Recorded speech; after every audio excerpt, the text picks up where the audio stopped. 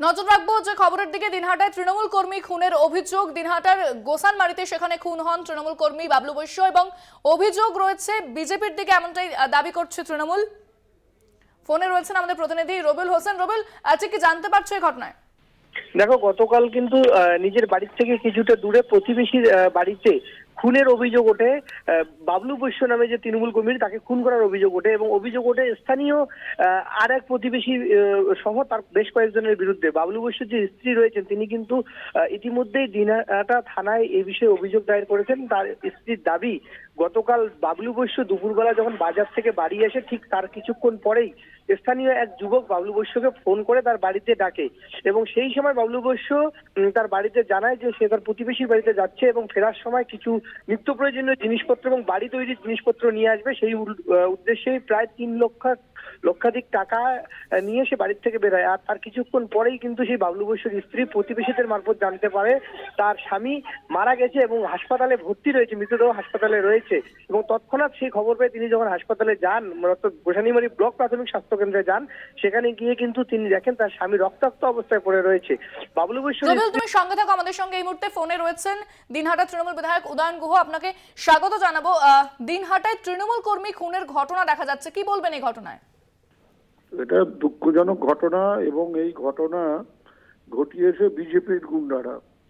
গতকাল এই বাবলুকে বাড়ির থেকে ডেকে নিয়ে এক বিজেপি কর্মীর বাড়িতে নিয়ে গিয়ে অমানসিকভাবে মারধর করা হয় এবং পরবর্তী সময় যখন ওকে হাসপাতালে নিয়ে যাওয়া হয়, সেখানে তাকে মৃত বলে ঘোষণা করা হয়। উদয়নবাবু, সেক্ষেত্রে আপনাদের দলের কর্মীরা মার খাচ্ছেন, তাদেরকে মরতে হচ্ছে, তাহলে কি বিরোধীদের কোথাও সেখানে শক্তি বাড়ছে? ইন্দিরা গান্ধীকে যারা তাদের ইন্দিরা গান্ধীর নিজের বাংলোতে হত্যা করেছিল, প্রধানমন্ত্রী বাংলোতে যারা হত্যা করেছিল, তারা কি খুব শক্তিশালী ছিল? তা এই ধরনের আচরণ যারা করে তাদের শক্তিশালী হতে হয় না, তারা হচ্ছে সমাজ বিরোধী, তারা গুন্ডা, কেউ কেউ পেইড গুন্ডা। তারা বিভিন্ন নেতাদের কাছ থেকে টাকা নিয়ে তারা এই ধরনের আচরণ করেন। তো সেইটা হয়তো গোসানিমারির ক্ষেত্রে এরকমও হয়েছে যে এখানে একজন কেন্দ্রীয় মন্ত্রী আছেন, তিনি নানাভাবে এই কুচবিহার সহ দিনহাটার অশান্তি সৃষ্টি করবার চেষ্টা করছে এবং এই ধরনের ঘটনা বিজেপির আশ্রিত কিছু গুন্ডা ঘটাচ্ছে। ধন্যবাদ। আমরা কথা বললাম তৃণমূল বিধায়ক উদয়ন গুহর সঙ্গে। যে খবরের দিকে নজর রেখেছি, গোসানিমারিতে খুন তৃণমূল কর্মী, বিজেপির দিকে অভিযোগের তীর তৃণমূলের। ইতিমধ্যেই থানায় অভিযোগও দায়ের করা হয়েছে।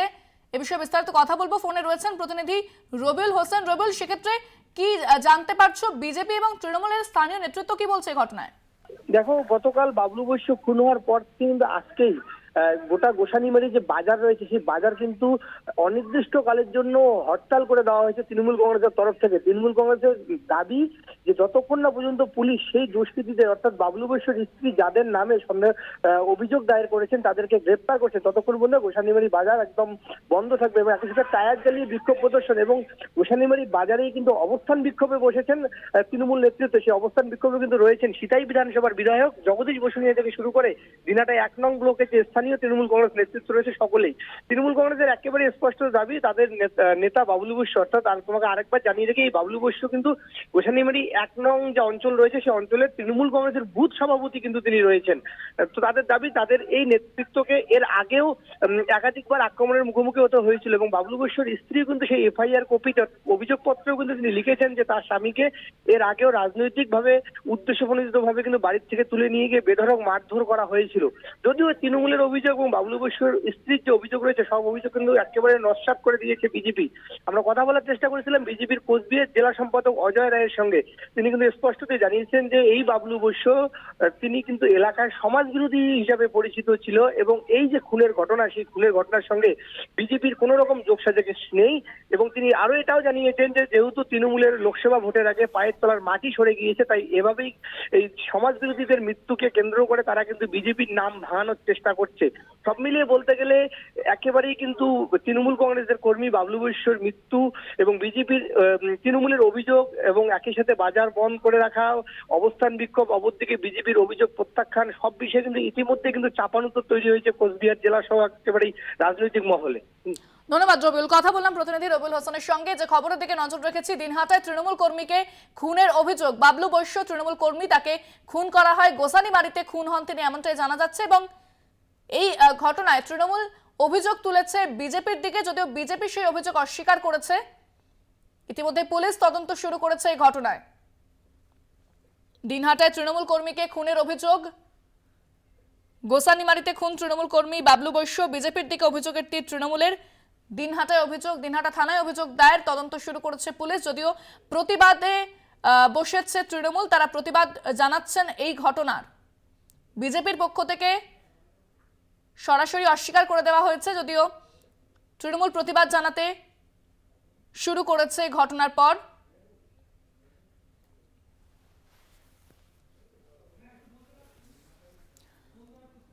বিজেপির দিকে অভিযোগের তীর তৃণমূলের। দিনহাটায় তৃণমূল কর্মীকে খুনের অভিযোগ।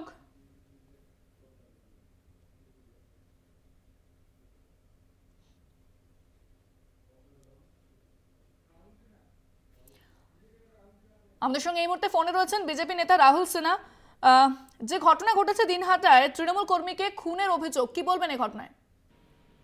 দেখুন, বিষয় হচ্ছে যে তৃণমূলের মারপিট, আর সেই মারপিটে চারিদিকে যত খুন হচ্ছে প্রত্যেকটা হচ্ছে ভাগবাটোয়ারার লড়াই।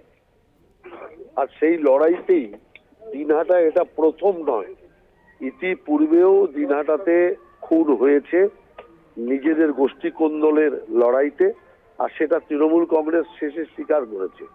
সেই কারণে আমি মনে করি যে নিজেদের পাপ বিজেপির ঘাড়ে কেন দিতে যাচ্ছে। অতএব আমি পরিষ্কারভাবে বলতে চাই যে তৃণমূলের পাপকে আমরা গ্রহণ করতে রাজি নই। এটা তৃণমূলের ঘরোয়া লড়াই, পয়সা খাওয়ার লড়াই, কাটমানির লড়াই। সেই লড়াইয়ের কারণে আজকে যে অবস্থা তৈরি হয়েছে, সেটা দিনহাটা শুধু নয়, সারা বাংলা জুড়ে এই তাণ্ডব চলছে। পুলিশ প্রশাসনের অধিকাংশ সময় এই জাতীয় মারদাঙ্গা সামলাতে ব্যস্ত থাকতে হচ্ছে, যে কারণে রাজ্যের আইন শৃঙ্খলা রক্ষায় পুলিশ কোনো মাথায় দিতে পারছে না, এই অবস্থা চলছে। ধন্যবাদ।